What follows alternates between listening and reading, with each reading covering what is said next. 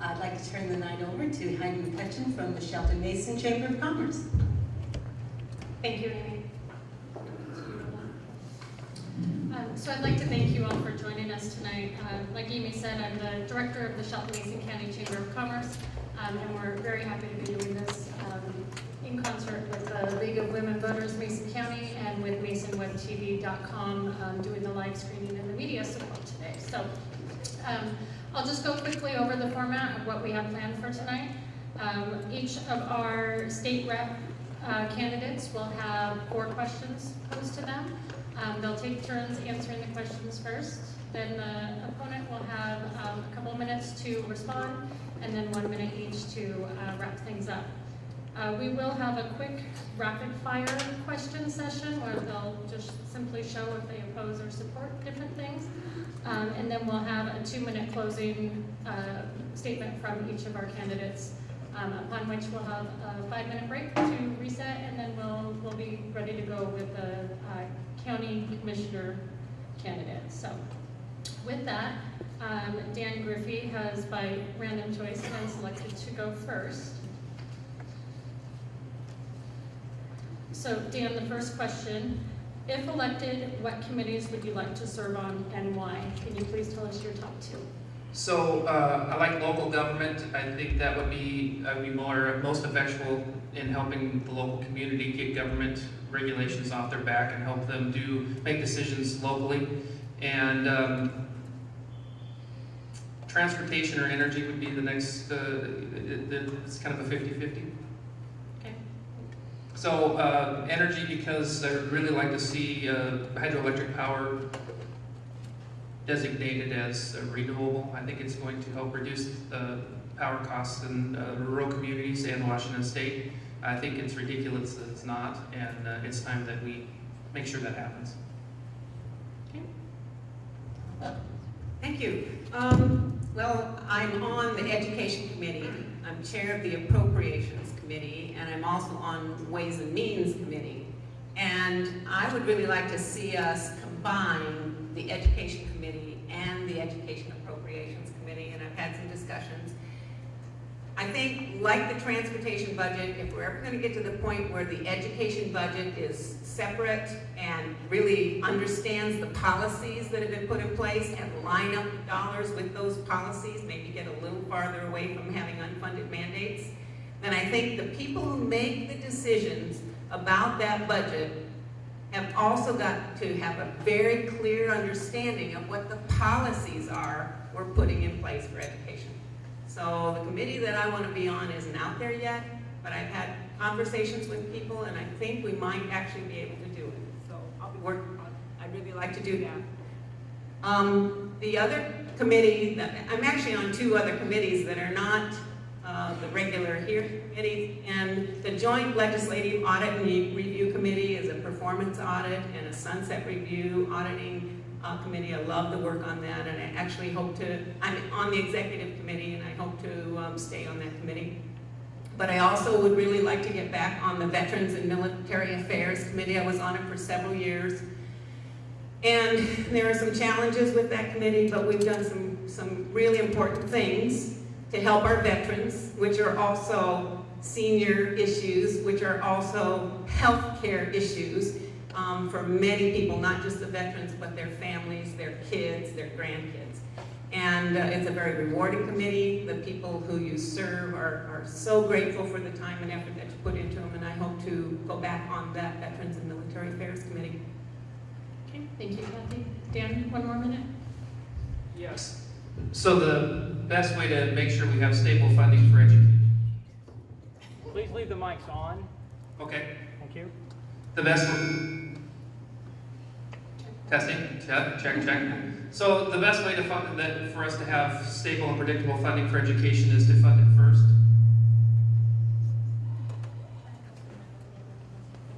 Closer to my mouth. No. Better? All right.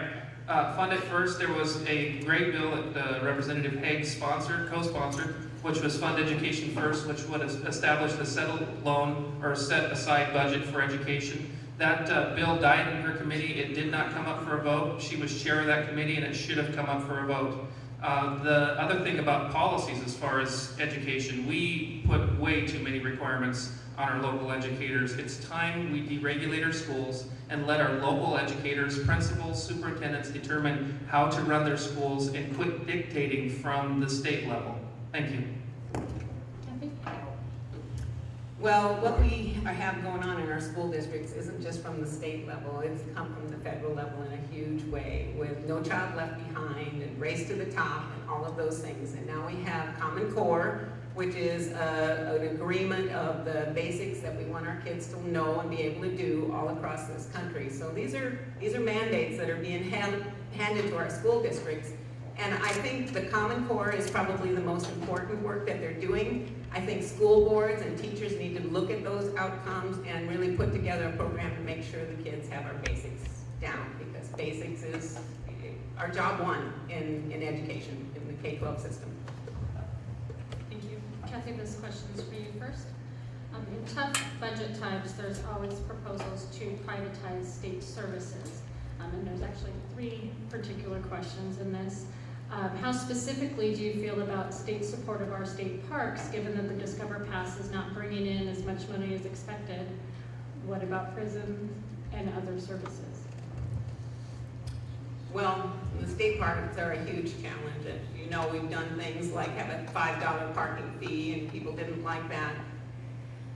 And I have to admit, I think this Discovery Pass is just, it's a terrible mess. I wasn't in on the ground level of putting it together. Having it for just 1 car or 2 cars when you may have 3 or 4 cars and members of the family is not working.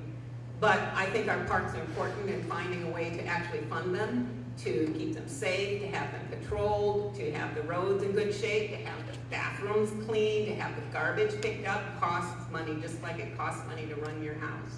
So we have to find a way, I believe, to fund our parks from the state, and I will continue to work at that. Through tough times, it was really difficult, but I think as we move forward, we should be able to do more with that. I don't believe in privatizing prisons, period. The history that I can see across the country when you privatize prisons is the prisons do everything they can to get more people in, because that's how they make their money. And I believe it should be state-run. I think in Mason County, we have a prison that is state-run, and yes, can we be more efficient and effective? Yes, but I believe it is the duty of our state to run the institutions. Privatization there are other areas where it might be done, but I think our libraries should be public. I really believe our public hospitals are the right thing to do, and if there is privatization that's really put forward in any way, I want to look at it very, very closely. I think the services we provide from the state and government levels, we do that for the common good, not for profit. And for the most part, I don't like to see privatization of some of those very core services that we provide for the public. Thank you. Dan?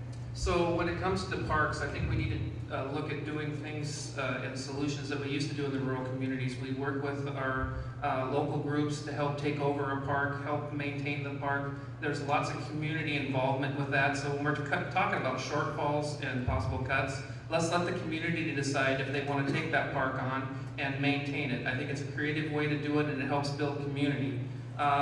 When it comes to other things that the state of Washington does, the DOT, Department of Transportation, they do engineering projects over and over and over again, and once they complete the engineering project, they send it to the contractor to engineer it, and the engineer has a bunch of change orders, and it's created an entire industry in Washington state that's making money off of the state of Washington on change orders. The way to fix that is for us to have great engineers, DOT, to oversee our projects and come up with a list of needs, like we do in the fire service. When we purchase a fire truck, we have what's called specifications. It'll be 1 through 1,000 in specifications. We send those specifications to our contractors, and we tell them we want them to build a road that matches these. That ends the change orders, and it puts the onus back on the contractor. So these ridiculous change order costs that are incurred in the state of Washington don't happen any longer. I can talk about the Washington State printers would be a good one to privatize, and you know, we're going to have to, information technology, we're going to have to make up our mind if that is going to be a private operation because it's kind of a hybrid operation right now, but it's looking more along the lines that we really shouldn't have wasted the $340 million building that brand new IT building and just privatize that service to the citizens of the state. Thank you. Kathy, one more minute. So one of the biggest areas that government really spends a lot of money that actually goes back out to the communities is in construction. And I think my opponent has referred to that. I actually, when I was chair of state government, helped to form the Capital Project Advisory and Review Board. It made us able to kind of change some of the laws so that when you're trying to get a project done, you can hire the contractor and work with them. Everybody involved in the project is working together from the very beginning, and it really cuts down on things like change orders. And that specific committee has contractors, small contractors, it has engineers and architects, it has ports and commissions, and all of them work together and have put together some of the most effective changes in our bidding and contracting laws that really save money, get a project done on time, under budget, and in good quality, a safe quality building. Thank you. Dan, one more minute. So DOT, a couple examples right now where change orders are just going crazy. The development of our new ferry, we spent way too much money on that brand new ferry, and quite frankly, is we didn't follow the rules that I just said. DOT went and found a plan, they tried to make that plan work as a ferry, then they sent it to Todd, and Todd said, we build boats and this doesn't work. So we did it backwards. What we have to do is send them a set of specifications, a list. This is what we want the ferry to do, now build us a ferry that does this and show us plans. It's the way that the government should work. It does work in most other areas of government. Like I said, we do it in the fire service. I know private business does the same thing. When they need a new product, they send to the manufacturer a list of specifications, what that project should do. And DOT should not be designing ferries. That's Todd Shipyard's job. Thank you. Thank you. Brianna, if you'll answer this first for me, you'll have 2 minutes to respond. Do you have a plan for creating family wage private sector jobs in the 35th district? And if so, does this plan involve something more than just getting rid of regulation? Well, getting rid of regulation or reducing regulations is a key component. So establishing stability and predictability in the business market is key to bringing private capital back to Washington State. Bringing private capital back to Washington State makes for reinvestment, and it gives our businesses a ability to determine when profitability can be established, and that's what most businesses need. The other thing that I would like to see happen is us take control of our growth management in Mason County. Let's suspend growth management at the state level, give it back to our county commissioners so they can help adjust the boundaries, ensuring that we protect the environment and all those other things, ensuring that we have customer and citizen input. But the citizens then would not have to negotiate with the legislative elected body, which is a huge task, and then have it ratified by the other body, and then have it signed by the governor, or even harder yet, go to our regulators and get our regulators to pass something. It's time we say in the rural community, the regulators in Olympia, we don't need you. We can do it locally. We know how to do it. We know best how to manage our properties. We know where our business needs help, where we need the alliance. Maybe the alliance just moved a little bit. I can talk about Kellogg's in North Mason. They need a boundary adjustment. And I keep hearing the county commissioners say that, well, we can't adjust those boundaries. Well, let's not allow those jobs to leave. Let's not export our jobs. We can import more jobs by doing those things. Thank you. Kathy, 2 minutes. Well, I think as a legislator, there's 148 of us or 46 of us, and there is really no way that one vote can make a huge difference. But I do believe that we've worked very, very hard to create as much stability in government as we possibly can. We've made the hard choices to cut funding for things that were not absolutely necessary, and we've been able to get through cuts in billions to our budget, and yet we've paid our bills, we've kept the safety net in place, we've continued to fund our schools. Schools aren't closing their doors and walking away. We've done what we could to keep us all afloat. And I think business can flourish when they do have predictability and stability. I agree with that. And so as a government entity, our best work is to make sure that we end up writing a budget and providing the services that we say we're going to for the price that we're going to do it. I think another thing that, and then I find it really helpful, is there are a lot of people who start business and don't know what they're doing, don't realize how much they are going to have to pay in taxes or what their B&O rates are. And we have, I know Chamber has a lot of help with that, and I think government can do more to fund those particular services, so that if somebody has a good idea, I think entrepreneurship is another big way we're going to get out of the problems we're in. But I think those people need to understand before they get into it or get a big investment in something that they know exactly what they're going to have to pay for, what their taxes are going to be, and really understand what kind of profits they're going to have to live on for the next year or two in their life. And then get past 2 years, they have a little bit of luck in making it. So I think government can do something specific in that way and actually help people out. And I know there's a lot of work being done on it. We can probably do more. Thank you. Dan? So the government can do a heck of a lot more. Wouldn't it be great if we went to the Secretary of State's office, said, I want to open a business, and somebody shook your hand and said, this is James, he's going to help you through all the paperwork and get you through all the committees. That doesn't happen right now. You have to figure it out on your own. I'll give you an example. A good friend of mine, Chuck Huff, owns Advanced Heating and Cooling. It's a HVAC business. He's got to have a Washington State business license. He's got to have a Labor and Industries electrical permit, which requires a bond. He's got to have a contractor's license, which requires a bond. He's got to have an EPA certification for refrigerant, which is on top of the certification he has to have from the products manufacturer that he sells. And this is just a few. He says his certification has to go on and on and on top of 250 hours per employee certifications that he has to pay. And then on top of that, his labor and industry rates keep going up and up and up. Thank you. Thank you. And heating and cooling, electrical, plumbing, all of those things. I'm in the middle of building a house. Believe me, I want those things done right. Done wrong, you can pay the price for a long time. If you don't have good ventilation, you have mold in your house, it's a problem. And you, the consumer, have to have some protections.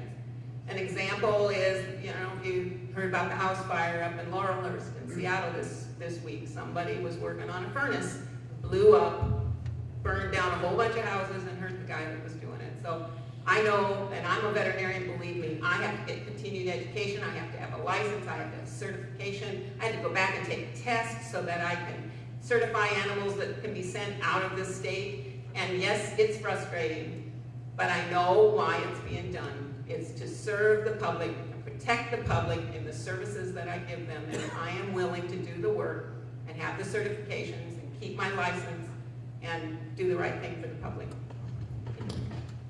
Kathy, you'll respond to this one first again. Why should a small business owner vote for you? 2 minutes.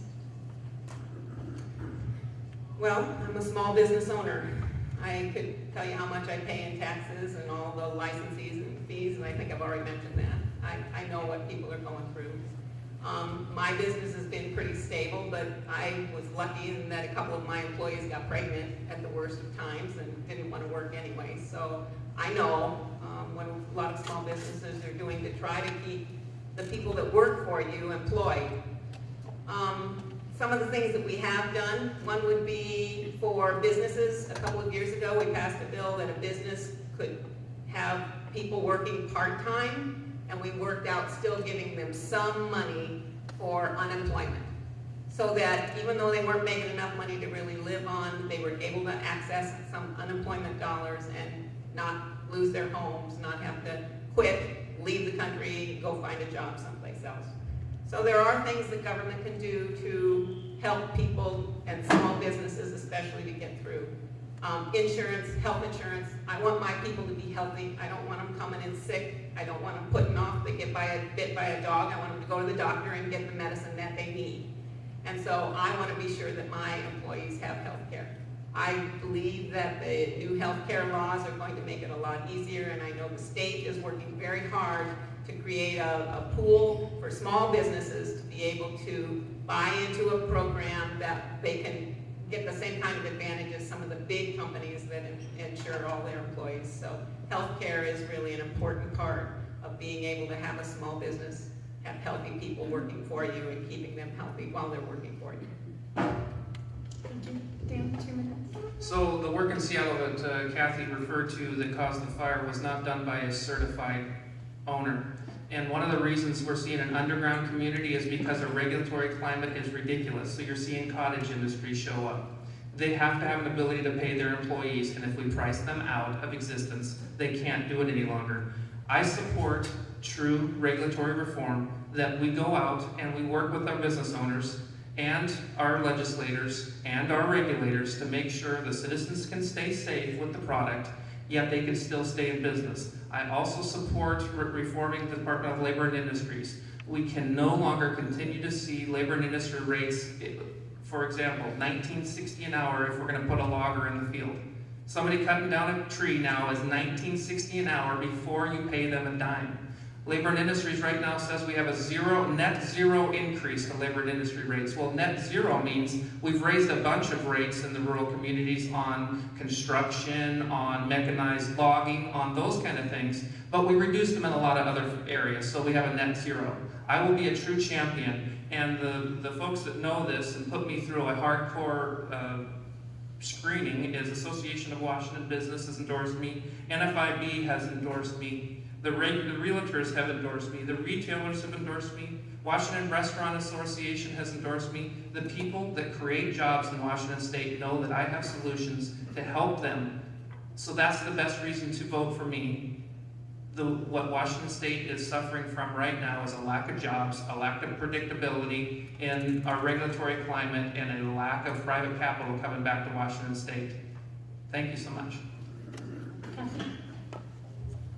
Well, as a legislator, you have one vote, and you won't be determining the L&I rate. That's not your job, that's not what you do as a legislator. However, as a legislator, a year and a half ago, we made some decisions, and some of them the business community, including AWB, asked for in a huge way to not have significant increases across the board in L&I. We made those decisions, and believe me, it caused a lot of strife for people, especially who are in unions, but it is, I believe, the right thing to do. And yes, L&I is high, especially when you have a job that people are very likely to get hurt in or have a record of getting hurt in. But I pay L&I to my employees, and it's a pretty good little rate because they might get bit. And my son, who sits at a desk and pays the taxes and does the books, also pays L&I. And I'm thinking, oh, why would he need that? But we are all in this together, and that's what insurance really does do for us. Thank you.